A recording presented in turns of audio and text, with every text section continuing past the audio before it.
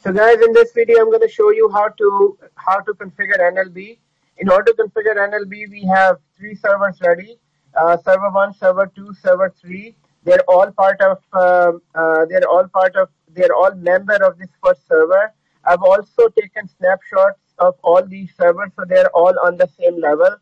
And now what I'm going to do is, the very first thing in NLB is that you make sure that all servers are pinging by name, by IP, they're a member, firewalls are off and everything. Once this is all done, all I need to do install IAS role on all three of them. So as you can see, first of all, verify that if you have IAS role. So how do you verify if you have IAS role? You can go to server manager, and here you should not see IAS in these roles. So I'm going to do this, verify IAS role. So here I don't see IAS role. On the third server, I don't see IAS role. So now I'm going to install the IAS role on all three of them, one by one. So starting with first one, I'll go to add roles and features. And here next, and next, and next. And here right down at the end, it says web server and IAS. So this is how we install IAS role. Now next, next, next, and done. It will install. I would select restart if required, and then. So I'll do the same thing on the other two as well.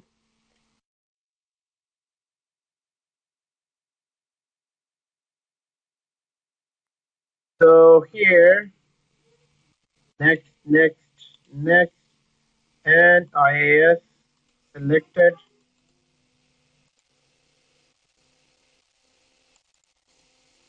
Restart, and done. Same thing on the third one.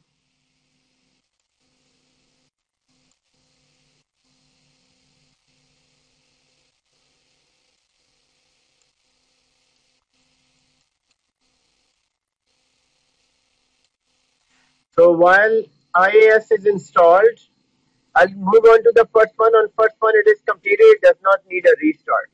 So the second thing I need to do is install NLB feature on these. So starting with, on the second one, it is also installed. On the third one, it is installing. So right, going back to the first one, so I can see IAS. You don't have to do anything after this. And then the next thing, I need to install the NLB role, NLB feature.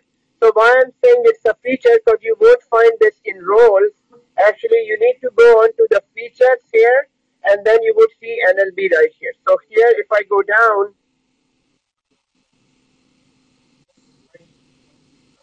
right here. So network load balancing is right here, and then next, and you select restart and install.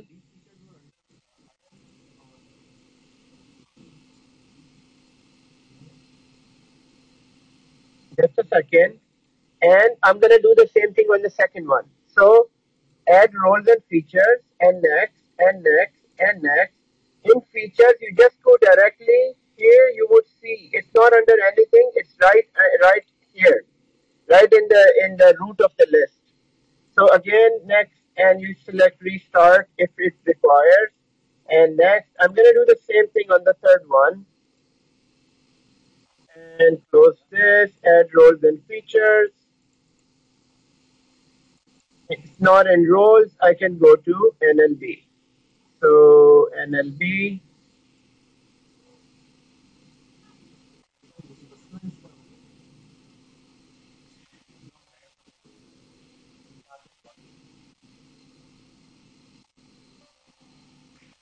where is NLB here?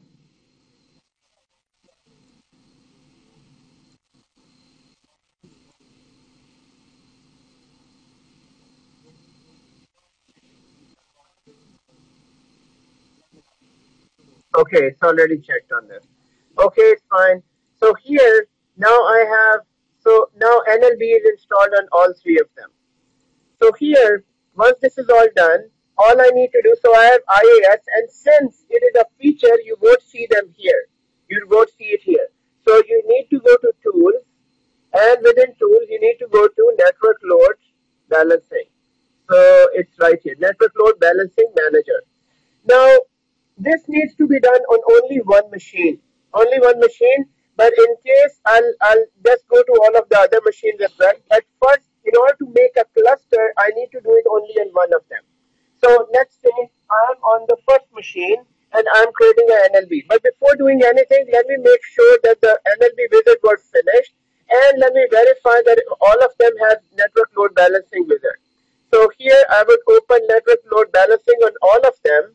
I won't be configuring them, but I'm just making sure that NLB manager exists on all of them. Because if NLB feature is not added, you won't see this. So guys, in IT, one very important thing is that you do and verify on each and every level so that you know where you're going. Now the first one, I'll go here, and just like we said that we need to do configure NLB. So all you need to do is right click on this and say new cluster. Since there was no cluster available, so I'm going to create a new cluster. And when you see a new cluster, it would ask you the name of the first host. So my first host name is Wint SRV1. So at this time, Wint SRV1. When you see Wint SRV1, you would connect it, and it should automatically connect here. Now, in this case, guys, since I had two IP addresses, it is automatically giving me two. So you need to make sure that it should be using your network. You should be connecting to the network card that has your IP address. Now the second IP address it has taken from the Bell router from outside, because we needed internet maybe in the past sometime. But the only thing you need is one network card and your own IP address. So once this is done, in the second screen here, it's just saying, okay, so now you have the IP address. The priority, if there would have been many IP addresses, then you would change it. In this screen, you don't have to change anything. So next, and here, now it is saying you need to, since it is a new cluster, you need to create a cluster IP address. So in the third screen, now you need to click add, and you need to provide an IP address for the cluster. So here, we'll provide an IP address 192.168.100.195. So because we need to give this IP address, so this is a cluster IP address. Now the subnet mask will be exactly the same what we are doing with this, and then click next, and next here, and now here full internet name. This internet name will be the name of the cluster that we just said, that this is your group internet name. So this is Canets NLB1. Now in this case, you would just select next and done. So now it's fine.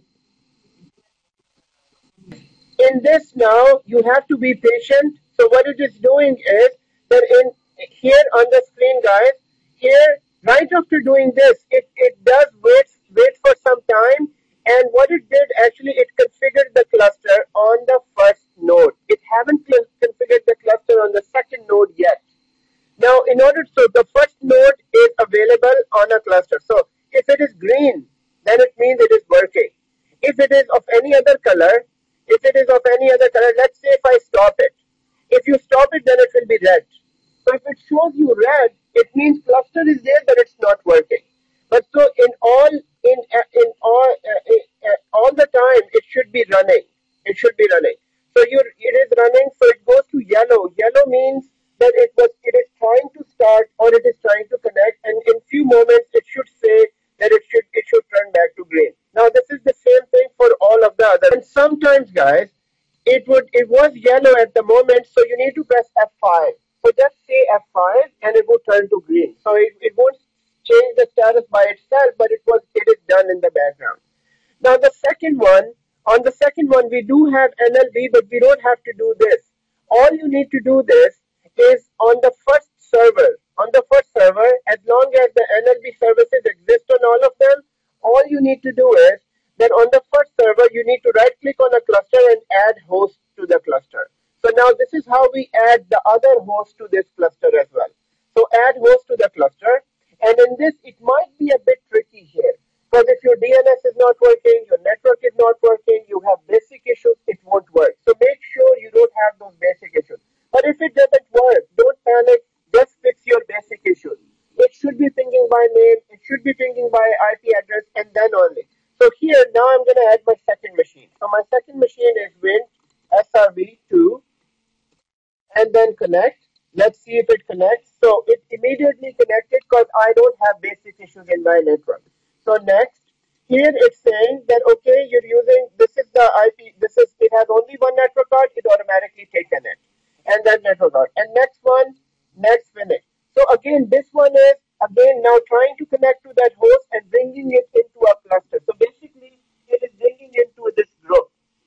NLB group.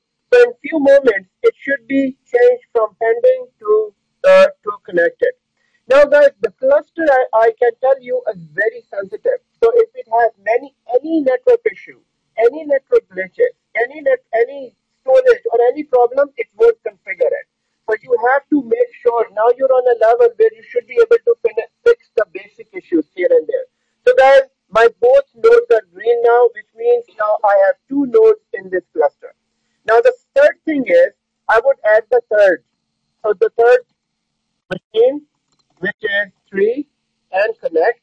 So again, this is also connected and next and done. So once these all three nodes are connected, it means my cluster is up and now it is working with three nodes here. So since, first of all, nodes are added, cluster is configured, how to verify it? Now, in order to verify it, guys, this is how it does.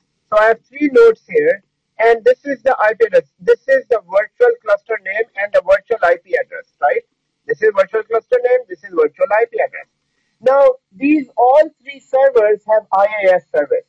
So if I go to them individually, how to access one server? So this server's IP address is 10. So in order to verify cluster, first of all, I need to verify the local IaaS server. How do you verify local IaaS server? All you need to do is open Internet Explorer on your first node. And just say HTTP double front slash, just like you connect to any website, and you use the IP address of your first server. So I use the IP address of my first server. So as soon as you say 100.10, it should automatically connect to the main IaaS page. This page you can only see because you have added IaaS role in this. So the same thing I'm going to do on the second server as well. On the second server, just open Internet Explorer, and in this second server, you would go HTTP and then double front slash and IP address 100.20. As soon as do 100.20, let's say if I do a wrong IP address, so 21, let's say 201. In this case, guys, it shouldn't work and it should give you an error message because IaaS doesn't exist there. So which means if you have a wrong IP address, it will not work. Now, if you have a right IP address, this is just to show you, if you have a right IP address, it should work. So basically, guys, the website is working individually on all three servers. We just verified that website is working on all three servers. Now comes the ultimate test. The ultimate test will be that now all individual servers IaaS is working. It should be working if I directly access this IP address. If I directly access the cluster IP address will forward this request to one of them. So let's test this out. So I'm going to go onto the first screen, and here instead of the local IP address, just use 195. So 195 is a load balancer IP address. So the request goes to load balancer, and load balancer, if it is working fine, it will connect to one of the IaaS server. So if you go directly, it's working. Now, just to see if it is not, is it true that it is working or it's not working? What we'll do is we'll try to access another IP address, any other IP address. Let's say 196. 196 will give you error message because it's not a cluster or it does not have IaaS. So guys, in this case, it shows that your IaaS your clustering service is working fine and it is load balancing now. Now let's jump back to a cluster. So first of all, we verified. Now in your case, if clustering is not working, it won't work. Now let me go back to the clustering here. So let's open the clustering console, and within the clustering console, let's right click on this and stop this service. So let's stop NLB. If we stop NLB, then 195 should stop working. So all I need to do is right click on the cluster and then go to control host, and then you can stop the service. As soon as you stop the clustering service, now all nodes will be stopped now. So and then when you go back to this client here and then you try to access it, it is still working. Guys, it is actually not working. It is taking it from the cache memory. So let's clear the cache and then try it again. So what we'll do is we'll go to options. We'll go to options, and then right here we delete. So this is browse history, and you go to browsing history and delete everything. So we need to go into internet options. So we need to go into internet option and refresh this. It is still not releasing this cache. Oh yes. Okay. So let's close this and reopen this and connect to this. So still, I mean, sometime it won't even. This is taking it from the cache. Otherwise, it shouldn't be working. Now we did it. We did it. So now let's start the cluster again. So we go. It is sending, and here in the logs, it's saying that it is stopping and starting the services. So in few moments, it will be up and it should be working. You will go back and check the cluster.